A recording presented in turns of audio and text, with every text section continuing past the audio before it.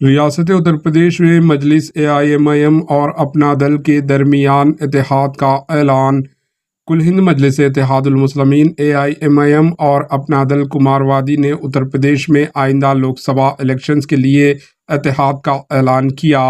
اب یہ دونوں سیاسی پارٹیاں مل کر اپنے امیدواروں کو میدان میں اتاریں گی۔ اتحاد سے قبل اپنا دل کے لیڈر پلاوی پاٹل نے 3 روز قبل حیدرآباد میں صدر مجلس اسد الدین اویسی سے ملاقات کی تھی۔ انہوں نے آج لکھنؤ میں پلاوی پاٹل اور اسد الدین اویسی نے مشترکہ پریس کانفرنس میں باضابطہ اتحاد کا اعلان کیا۔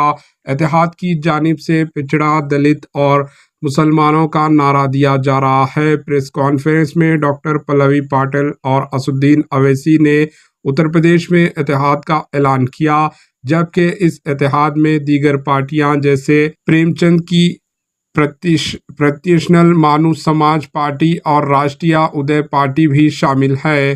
Bureau report HN news.